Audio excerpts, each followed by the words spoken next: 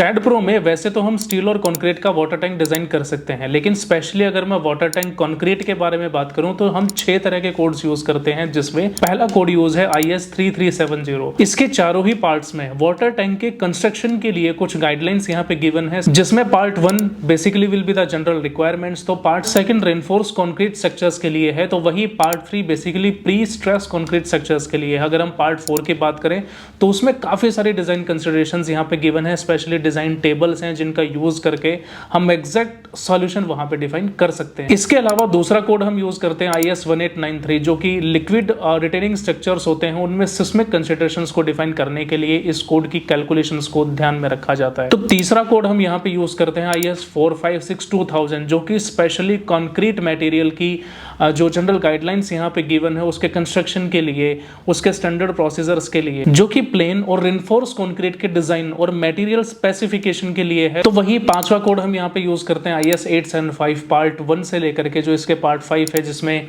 Specially live load के बारे में बताया गया है, डेड लोड है, विंड लोड है, तो वही इसमें हम सिस्मिक कंसिडरेशंस को भी फॉलो करते हैं। इसके अलावा कुछ इंपैक्ट लोड के कॉन्सेप्ट भी यहाँ पे हम डिफाइन करते हैं। SP16 design aid for reinforced concrete to the code IS 456, तो वही SP34 detailing of the reinforced concrete structures. तो इन सभी कोड्स को यहाँ पे यूज करके हम डिटेल में एक वाटर टैंक के अच्छी कैलकुलेशंस को यहाँ पे डिफाइन कर सकते हैं। इसी स्ट्रक्चर्स को हम फाउंडेशन तक भी लेकर के जा सकते हैं, जिसमें इन पर्टिकुलर कोड के साथ हम एग्जैक्ट एक रिपोर्ट कैलकुलेट यहाँ पे कर सकते हैं, उसको प्रिंट और पब्लिश कर सकते हैं, जिसमें काफी सारी कैलकुलेशंस यहाँ पे गिवन होती हैं रिगार्डिंग बार्स, उसके कॉलम के साइजेस क्या होंगे। अगर वाटर टैंक हमारा स्टेजिंग कंडीशन में है तो भी हम एक बेटर डिटेल यहाँ पे फाइंड आउट कर सकते हैं। और ये सारी कैलकुलेशंस इन सभी कोड्स का यूज करके आप स्टैड प्रो में डिटेल में वाटर टैंक का कैलकुलेशन इजी से समझ सकते हैं और उसे डिजाइन कर सकते हैं। और अगर आप स्टैड प्रो सीखना चाहते हैं तो उसका लिंक डिस्क्रिप्शन में गिवन है, वहां पे जाकर के आप चेकआउट कर सकते हैं।